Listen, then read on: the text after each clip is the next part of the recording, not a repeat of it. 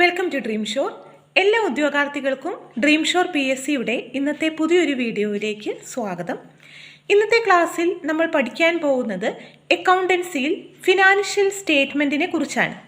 അപ്പോൾ ഇതുവരെയുള്ള ക്ലാസ്സുകളിലായിട്ട് നമ്മൾ അക്കൗണ്ടിങ്ങിൽ വളരെ ബേസിക് ആയിട്ടുള്ള കാര്യങ്ങളെല്ലാം പഠിച്ചു കഴിഞ്ഞു. അപ്പോൾ ആ കാര്യങ്ങളെല്ലാം നന്നായിട്ട് നിങ്ങൾക്ക് ഓർമ്മയിലുണ്ടെങ്കിൽ മാത്രമേ ഫിനാൻഷ്യൽ സ്റ്റേറ്റ്മെൻറ്റ് പഠിക്കുന്ന സമയത്ത് നിങ്ങൾക്കത് കൂടുതലായിട്ട് മനസ്സിലാവുകയുള്ളൂ. അപ്പോൾ ബേസിക് ആയിട്ടുള്ള കാര്യങ്ങൾ എല്ലാം നമ്മൾ വീഡിയോസ് ചെയ്ത് കഴിഞ്ഞിട്ടുണ്ട്. ഇനി നമുക്ക് ഫിനാൻഷ്യൽ സ്റ്റേറ്റ്മെൻറ്റ് എന്ന പുതിയൊരു ചാപ്റ്ററിലേക്കാണ് നമ്മൾ കടക്കാൻ വേണ്ടി പോകുന്നത്. നമ്മുടെ സിലബസിൽ തന്നെ ഒരു പ്രധാന ഭാഗമാണ് ഫിനാൻഷ്യൽ സ്റ്റേറ്റ്മെൻറ്റ്. അപ്പോൾ ഈ ഒരു ചാപ്റ്ററിൽ നമുക്ക് ഒരുപാട് കാര്യങ്ങൾ എക്സാമിന് ചോദിക്കാൻ സാധ്യതയുള്ള ഒരുപാട് കാര്യങ്ങൾ നമുക്ക് ഈ ഒരു ചാപ്റ്ററിൽ പഠിക്കാനുണ്ട്. അപ്പോൾ നമ്മൾ വീഡിയോയിലേക്ക് പോകുന്നതിന് മുൻപായിട്ട് നിങ്ങൾ ആദ്യമായിട്ട് ഈ ചാനൽ കാണുന്നവരുണ്ടെങ്കിൽ നിങ്ങൾ തീർച്ചയായിട്ടും ചാനൽ ഒന്ന് സബ്സ്ക്രൈബ് ചെയ്യണം. അതുപോലെ ഈ ക്ലാസ്സുകൾ നിങ്ങൾക്ക് ഇഷ്ടപ്പെടുന്നുണ്ടെങ്കിൽ നിങ്ങൾ ലൈക്ക് ചെയ്യാനും മറക്കരുത്. അപ്പോൾ ഇന്നത്തെ ക്ലാസ് നമുക്ക് ആരംഭിക്കാം. ഫിനാൻഷ്യൽ സ്റ്റേറ്റ്മെൻറ്റ് എന്ന ഈ ചാപ്റ്ററിൽ നമ്മൾ പഠിക്കാൻ പോകുന്നത് പ്രിപ്പറേഷൻ ഓഫ് ഫിനാൻഷ്യൽ സ്റ്റേറ്റ്മെൻ്റ് ആണ്. Preparation of financial statement, and also we can discuss about the various types of information which is needed for stakeholders, distinction between capital and revenue items, nature of financial statement and the preparation of financial statement. അപ്പോൾ കുറച്ചുകൂടി detail ആയിട്ട് നമ്മൾ അക്കൗണ്ടിങ്ങിൻ്റെ base പഠിച്ചിട്ട് അക്കൗണ്ടിങ്ങിലെ ഓരോ കാര്യങ്ങളായിട്ട് കുറച്ച് important ആയിട്ടുള്ള കാര്യങ്ങളിലേക്ക് നമ്മൾ പഠിക്കാൻ വേണ്ടി പോവുകയാണ്. ഇതിൽ ഫുൾ ഓരോ കാര്യങ്ങൾ എങ്ങനെ പ്രിപ്പയർ ചെയ്യണം, അതിലേതൊക്കെ കാര്യങ്ങൾ നമ്മൾ എടുക്കണം, അങ്ങനെയുള്ള കാര്യങ്ങളൊക്കെയാണ് നമ്മൾ പഠിക്കുന്നത്. അപ്പോൾ ഇതിലാദ്യം തന്നെ നമുക്ക് സ്റ്റേക്ക് ഹോൾഡേഴ്സ് ആരാണ്, അവർക്ക് എന്തൊക്കെ ഇൻഫോർമേഷനാണ് അവർക്ക് വേണ്ടത് എന്ന കാര്യങ്ങളെക്കുറിച്ച് പറഞ്ഞുകൊണ്ട് നമുക്ക് ഈ ചാപ്റ്റർ സ്റ്റാർട്ട് ചെയ്യാം. One of the main objectives of business is to pass on the information to various stakeholders. A stakeholder is a person associated with the business. Business ആയിട്ട് റിലേറ്റഡ് ആയിട്ടുള്ള മെമ്പേഴ്സ് ആണ് സ്റ്റേക്ക് holders. Their stakes can be monetary or non-monetary, active or passive, direct or indirect. Stakeholders may be classified as internal or external. There may be internal stakeholders or external stakeholders. രണ്ട് രീതിയിലുണ്ടാവും.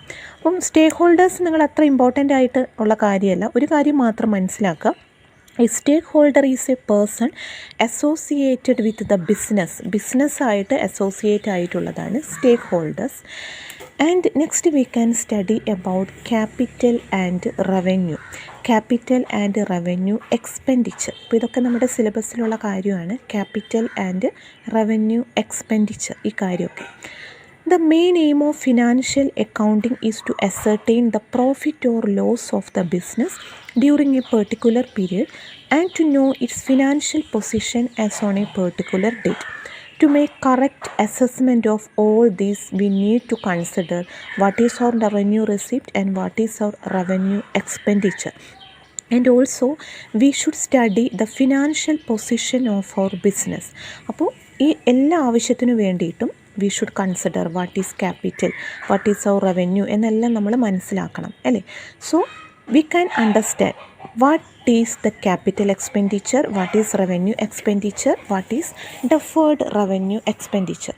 ഇനി ഇങ്ങനെയുള്ള ഓരോ ടേമായിട്ട് നമ്മൾ detail ആയിട്ട് പഠിക്കാൻ പോവുകയാണ്. What is capital expenditure, what is revenue expenditure എന്നുള്ളത്. അപ്പോൾ നിങ്ങൾക്ക് ആദ്യം പഠിക്കാം what is capital expenditure. Capital expenditure is defined as the expenditure incurred for getting long-term benefit or advantage for the business. അപ്പോൾ നമുക്കറിയാം ക്യാപിറ്റൽ എക്സ്പെൻഡിച്ചർ എന്ന് പറഞ്ഞിട്ടുണ്ടെങ്കിൽ നമുക്കുണ്ടാവുന്ന ഒരു എക്സ്പെൻസാണ് അല്ലേ, നമുക്കുണ്ടാവുന്ന ഒരു ചിലവാണ്.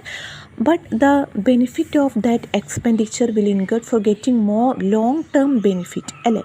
അപ്പം നമ്മൾ എന്തെങ്കിലും ഒരു കാര്യത്തിന്, ഫോർ എക്സാമ്പിൾ നമ്മളിപ്പം എന്തെങ്കിലും ഒരു അസറ്റ് വാങ്ങിച്ചു, അപ്പോൾ നമുക്കവിടെ എക്സ്പെൻസ് അറൈസ് ചെയ്തു ബിസിനസ്സിന്. And this expense will get long term benefit to the business അല്ലേ. നമ്മൾ ആ ചിലവ് നമുക്ക് വന്നെങ്കിലും നമുക്ക് ആ ഒരു അസറ്റ് കൊണ്ട് നമുക്ക് ഒരുപാട് കാലം ബിസിനസ്സിൽ നമുക്ക് വർക്ക് ചെയ്യാൻ പറ്റും അല്ലേ. ഇടയ്ക്കൊന്നും എന്തെങ്കിലും ഒരു ഡിപ്രിസിയേഷനോ കാര്യങ്ങളോ വരും, അല്ലെങ്കിൽ അതിനെന്തെങ്കിലും ബ്രേക്ക് ഡൗൺ ആയിട്ടുണ്ടെങ്കിൽ അതിൻ്റേതായ എക്സ്പെൻസ് എന്നല്ലാതെ നമുക്ക് ലോങ് ടേം ബെനിഫിറ്റാണ് ആ ഒരു അസറ്റിൽ നിന്ന് കിട്ടുന്നത് അല്ലേ. അപ്പോൾ അങ്ങനെയുള്ള എക്സ്പെൻഡിച്ചറിനെയാണ് നമ്മൾ ക്യാപിറ്റൽ എക്സ്പെൻഡിച്ചർ എന്ന് പറയുന്നത്. അപ്പോൾ capital expenditure is defined as the expenditure incurred for getting long term benefit or advantages to the business. അതാണ് ക്യാപിറ്റൽ എക്സ്പെൻഡിച്ചർ എന്ന് പറയുന്നത്. അപ്പോൾ ഇതിൽ നിങ്ങൾ എന്താണെന്ന് മാത്രം മനസ്സിലാക്കിയാൽ മതി. ഇതിൽ കുറേ പോയിൻറ്റ്സ് കൊടുത്തിട്ടുണ്ട്, അതൊന്നും അറിയണമെന്നില്ല. എന്താണ് ക്യാപിറ്റൽ എക്സ്പെൻഡിച്ചർ എന്ന് എല്ലാവർക്കും മനസ്സിലായെന്ന് വിചാരിക്കുന്നു. Next one is revenue expenditure. Revenue expenditure എന്ന് പറയുന്ന സമയത്ത് എക്സ്പെൻസസ് ഇപ്പം ഏതൊക്കെ രീതിയിലാണ് എന്ന് പറഞ്ഞിട്ടുണ്ടെങ്കിൽ, ഇപ്പോൾ നമ്മൾ എന്തെങ്കിലും ഒരു എക്സ്പെൻഡിച്ചർ നമുക്ക് എറൈസ് ചെയ്തു, പക്ഷേ അതിൻ്റെ ഒരു ബെനിഫിറ്റ് നമുക്ക് വളരെ കുറച്ച് കാലം മാത്രമേ ഉണ്ടാവുള്ളൂ. ക്യാപിറ്റൽ എക്സ്പെൻഡിച്ചർ എന്ന് പറഞ്ഞിട്ടുണ്ടെങ്കിൽ expenditure incurred for getting long term benefit ആണെങ്കിൽ, റവന്യൂ എക്സ്പെൻഡിച്ചർ എന്ന് പറഞ്ഞിട്ടുണ്ടെങ്കിൽ expenditure incurred for receiving benefit for a short period, അതാണ് റവന്യൂ എക്സ്പെൻഡിച്ചർ. അപ്പോൾ അതിൽ expenses incurred to maintain fixed asset, അതായത് any expenditure which is incurred for making the asset for good working condition, whitewashing and painting expenses of building. അതൊക്കെ നമുക്ക് നമ്മളിപ്പം paint അടിച്ചിട്ടുണ്ടെങ്കിൽ ഏകദേശം നമുക്ക് എത്ര കാലം നിൽക്കും, വീണ്ടും നമുക്കത് പ്രോബ്ലം വരുമ്പോൾ പിന്നെയും നമ്മൾ പെയിൻറ്റ് ചെയ്യും അല്ലേ. അപ്പോൾ ആ വൈറ്റ് വാഷിങ്ങിനും painting expenses of building, repairs of machinery, പിന്നെയും കേടാകുമ്പോൾ നമ്മൾ വീണ്ടും റിപ്പയർ ചെയ്യും അല്ലേ. അപ്പോൾ ഒരു ഷോർട്ട് ടേം ആണത് വരുന്നത്. അപ്പോൾ അങ്ങനെ വരുന്ന എക്സ്പെൻഡിച്ചറാണ് revenue expenditure. Expenditure for running the business, depreciation, purchase of goods and materials, അതെല്ലാം റവന്യൂ എക്സ്പെൻഡിച്ചറിൽ വരുന്നതാണ്. അപ്പോൾ ഈ രീതിയിലാണ് നമ്മൾ ക്യാപിറ്റൽ എക്സ്പെൻഡിച്ചർ എന്താണ്, റവന്യൂ എക്സ്പെൻഡിച്ചർ എന്താണ് എന്നുള്ളത് മനസ്സിലാക്കുക. ക്യാപിറ്റൽ എക്സ്പെൻഡിച്ചർ എന്ന് പറഞ്ഞിട്ടുണ്ടെങ്കിൽ the expenditure incurred for getting long term benefit. Revenue expenditure means expenditure incurred for receiving short term benefit. Next we can see which are the difference between capital expenditure and revenue expenditure. First point is capital expenditure increases the earning capacity of the business അല്ലേ. നമുക്ക് capital expenditure incur ചെയ്തിട്ടുണ്ടെങ്കിൽ നമുക്ക് ആ ഒരു എക്സ്പെൻസിൻ്റെ benefit നമുക്ക് കുറേ കാലം ഉപയോഗിക്കാം അല്ലേ. അപ്പോൾ increases the earning capacity of the business. Revenue expenditure maintains the earning capacity of the business, maintain ചെയ്യാണ് ചെയ്യുന്നത്. Capital expenditure incurred to acquire fixed asset for operation of business അല്ലേ. ഫിക്സഡ് അസറ്റ് നമുക്ക് ബിസിനസ് ഓപ്പറേഷന് use ചെയ്യാൻ പറ്റും. നമ്മളിപ്പോൾ ഒരു asset purchase ചെയ്യാൻ വേണ്ടിയിട്ട് നമുക്ക് എക്സ്പെൻസ് വന്നിട്ടുണ്ടെങ്കിൽ അത് ക്യാപിറ്റൽ എക്സ്പെൻഡിച്ചറാണ്. And this asset can be used for the operation of the business. But revenue expenditure incurred for day to day operation of the business.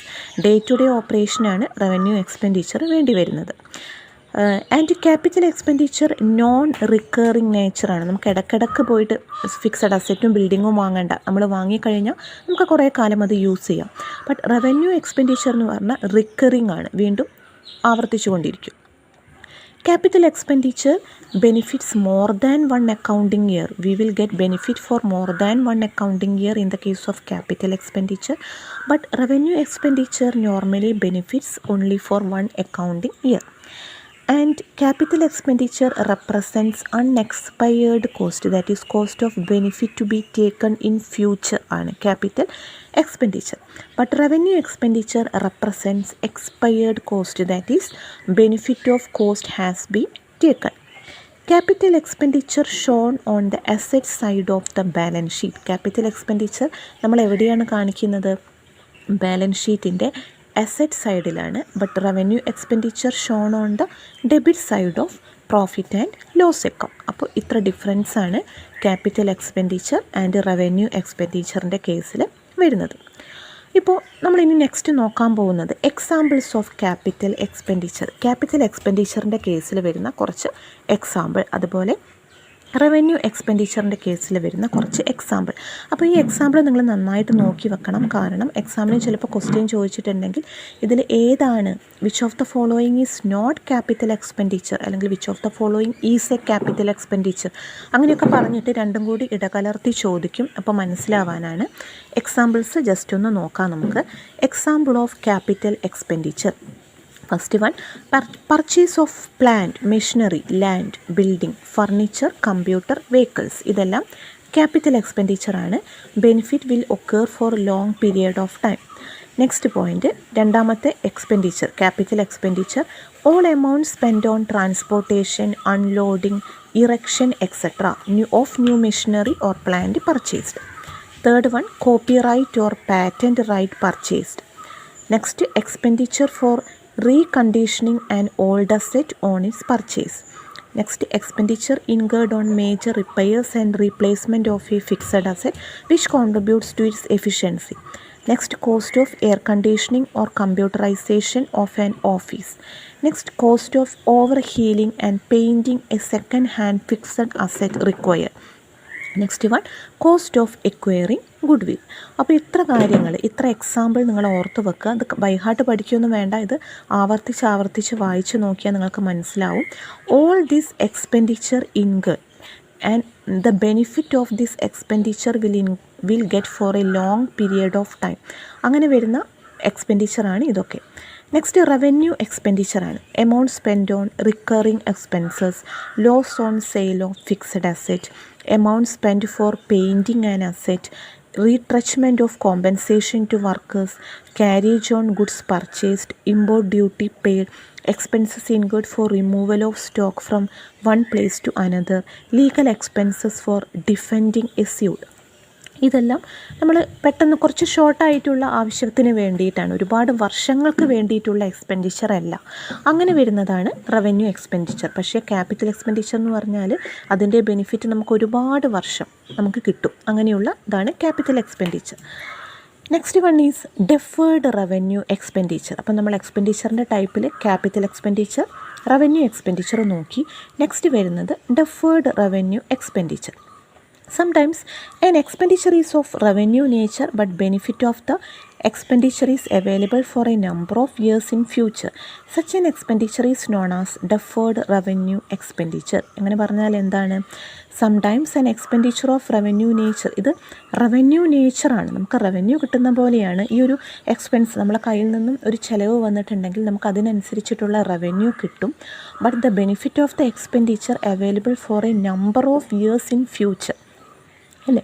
അപ്പോൾ അങ്ങനെ വരുന്നതാണ് ഡെഫേർഡ് റവന്യൂ എക്സ്പെൻഡിച്ചർ. അപ്പോൾ ഒരു ക്യാപിറ്റൽ എക്സ്പെൻഡിച്ചറിൻ്റെ നേച്ചറും ഉണ്ട്, റവന്യൂ നേച്ചറുമാണ്. അങ്ങനെ വരുന്നതാണ് ഡെഫേർഡ് റവന്യൂ എക്സ്പെൻഡിച്ചർ. അപ്പോൾ നമുക്ക് എക്സാമ്പിൾ നോക്കാം, അപ്പോൾ നമുക്ക് കുറച്ചുകൂടെ മനസ്സിലാവും. ആദ്യം വരുന്നതാണ് preliminary or formation expenditure of companies. ഒരു പ്രിലിമിനറി എക്സ്പെൻഡിച്ചർ എന്ന് പറഞ്ഞിട്ടുണ്ടെങ്കിൽ നമ്മളൊരു കമ്പനി സ്റ്റാർട്ട് ചെയ്യുകയാണ്. അപ്പോൾ സ്റ്റാർട്ട് ചെയ്യുന്ന സമയത്ത് നമുക്ക് കമ്പനി തുടങ്ങുന്ന സമയത്ത് കുറച്ച് ചെറിയ ചിലവുകളും കാര്യങ്ങളൊക്കെ വരും അല്ലേ. അഡ്വർടൈസ്മെൻ്റ് ആയാലും ഒരു പ്രൊഡക്റ്റ്, പുതിയതായിട്ടൊരു പ്രൊഡക്റ്റ് ഇൻട്രൊഡ്യൂസ് ചെയ്യുക, അതിൻ്റെ പാക്കേജിങ്, അതിൻ്റെ അഡ്വർടൈസ്മെൻ്റ് ഒക്കെ ആയിട്ട് നമുക്ക് വരുന്ന ചിലവുകളെയാണ് പ്രിലിമിനറി എക്സ്പെൻഡിച്ചർ എന്ന് പറയുന്നത്. പിന്നെ expenses or commission or brokerage in connection with issue of shares or debentures.